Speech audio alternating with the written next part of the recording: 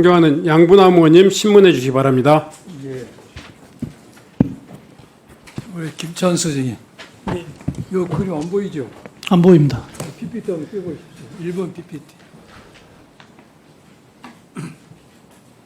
PPT 한번 떼보십시오. 1번 PPT. 이 그림. 예. 요 뭐지요? 이 그림 보면은 그림이 많이 닮았죠? 이 어떤 뉴스나 언론에서 봤던 그림과 많이 비슷할 겁니다. 최혜병 사건에서 급격히 전화가 주고받은 도표가 비슷합니다. 그럼 여기 보면은 제일 처음에 우리 김찬수 증인 전화로부터 이게 시작이 되고 있어요. 자, 그래서 내가 먼저 증인 신문한 겁니다. 잘 증언해 주시기 바랍니다. 9월 20일 날, 지금 쟁점이 9월 20일 날 용산 언급을 했냐 안 했냐, 안 했다는 것이죠. 네, 그렇습니다. 맞죠? 그리고 브리핑 연기를 했냐 안 했냐, 브리핑 연기를 했다는 것이죠. 네, 그렇습니다. 그리고 브리핑 연기를 한 이유는 첫째, 브리핑을 한 후에 압수수색을 한다 하기에 증거인멸 우려가 있다. 그런 취지였습니까? 네, 그렇습니다. 또 하나는 사건의 성숙도에 비춰봤을 때 이것을 보도로 내기에는 적절치 않다. 이렇게 판단했다는 것이죠. 네, 그렇습니다. 맞습니까? 네, 그렇습니다. 첫 번째, 그러면 9월 22일 날 브리핑을 하기로 약속은 언제쯤 했습니까? 그건 기억이 나지 않습니다. 기억이 나지 않아요. 그렇습니다. 우리 백여론 경제인께 묻겠습니다. 이때 브리핑을 한 후에 압수수색 하기로 했어요? 압수수색은 그때 일어나지 않았고요. 아니, 그러니까 20일 날 서로 이야기할 때. 브리핑하고 나서 인천공항 사정을 우리 경찰이 모르니 오케이. 조용히 다녀고 와서 오케이. 확인해 보겠다. 브리핑하고 압수수색했다 이야기했다. 현장 검증하겠다는. 네, 알았습니다. 예. 제가 생각하기에는 앉으세요. 지금 우리 김찬수 증인이 증거인멸 우려와 사건의 성숙도에 비춰봤을 때 내가 브리핑을 연기한 것은 적절했다는 주장을 하고 있습니다. 그와 관련해서 지금 브리핑한 후에 압수수색을 한 게 말씀처럼 증거인멸 걱정할 수도 있습니다. 그 부분에 대해서 그렇다면은 순수한 그런 생각이 있었다면은 압수수색을 먼저 하고 그날 브리핑을 하도록 조치할 수 있었다는 생각이 들고요. 두 번째, 사건의 성숙도에 있어서 사건이 아직 무르익지 않은 것을 보도하는 게 적절하지 않다는 판단과 관련해서는 첫째, 이 사건은 9월 9일과 10일 날 명동에서 현장 검증을 했습니다. 현장 검증을 했을 때 그 두 명의 마약 사범의 진술이 상당히 신빙성이 있게끔 현장과 부합이 됐고 플러스해서 그 사람들이 진술하기를 세관 직원이 통관할 때 도와줬다고 진술했습니다. 또한 여러한 진술이 법원에서도 받아들여져서 압수수색 영장이 이제 발부돼서 22일부터 아까 이야기처럼 예정돼 있었습니다. 그리고 더 나아가서 지금 김찬수 증인은 9월 11일 날 이러한 세관이 연루됐다는 점에 대해서 당시 김봉식 부장 또 김강호 서울청장께 보고를 했고 13일 날은 윤희근 경찰청장이 보고를 해서 격려 메시지를 받았습니다. 그렇다면은 이 정도라면은 수사의 어떤 관행에 비춰봤을 때 충분히 브리핑에 낼 수 있을 정도로 사건이 성숙됐다고 생각이 듭니다. 그런데 이것을 이유로 든다는 것은 적절치 않다는 생각이 드는데 답변 좀 해주세요. 전혀 동의할 수 없고요. 다시금 말씀드리지만 압수수색을 먼저 하고 브리핑을 하면 어떻겠냐. 이게 과연 가능할까요? 압수수색을 하게 되면 우리가 1시부터 2시까지 하겠다 이게 가능합니까? 그건 아니지 않습니까?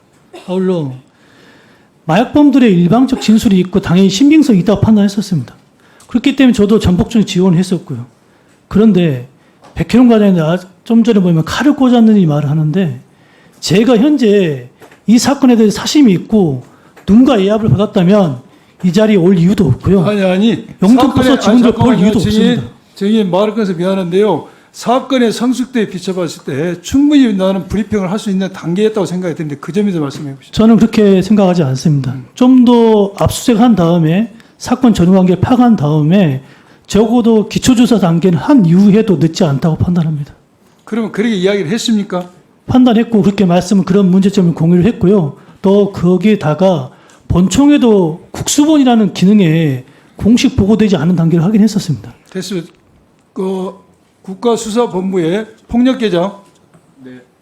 그 당시 9월 20일 날 백예룡 경정이 보내줬던 정보 보고 브리핑 자료 이것을 국수본에 보냈습니까?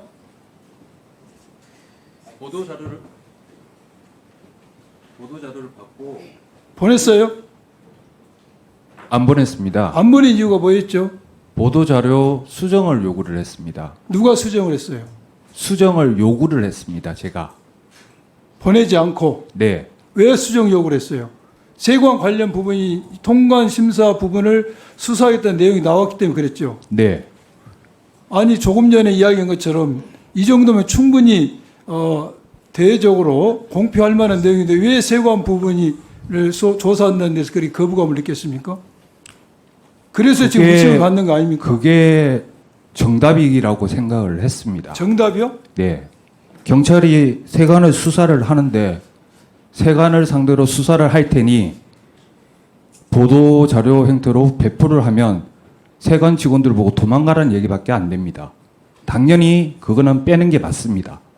또 그때 당시에 필요해 있는 거는 세관 부분에 관련된 진술밖에 없는 상황입니다.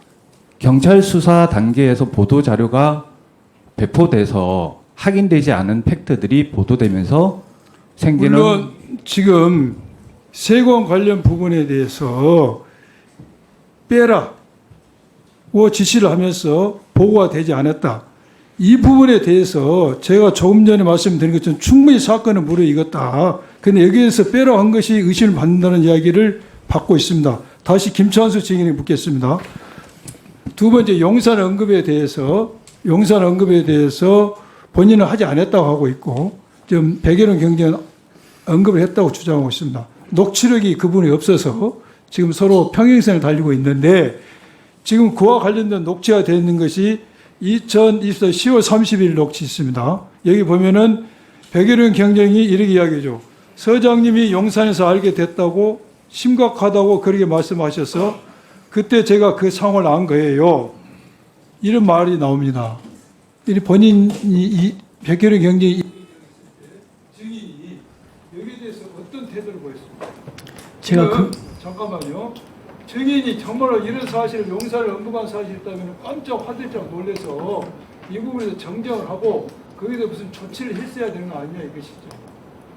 여기서 말을 안 했다는 것은 백예룡 경정이 지금까지 주장했던 내용이 사실로 여길 수밖에 없는 거예요. 의원님 말씀드려도 되겠습니까? 이야기해보세요. 이전에도 이런 주장을 저한테 개인적으로 와서 말씀했던 적도 있고요. 그때 말씀하신 데 똑같은 반응을 보였습니다. 무슨 말씀하시는 거냐?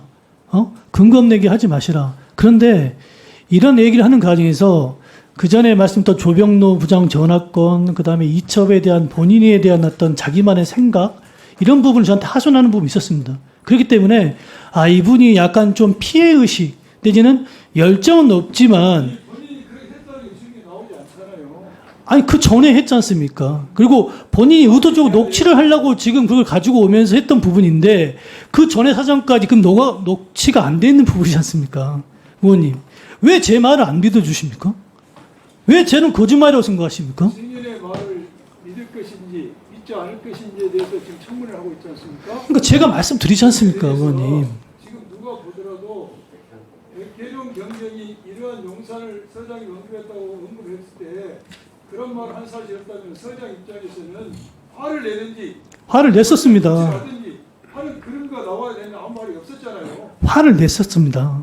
자, 그 이후에 정리를 또 좀 해주시기 바랍니다. 전화를 하기에 네. 맥락 없는 이야기 그만해라. 그리고 보고를 할지 수사나 똑바로 하십시다. 이런 취지로 말한 겁니다.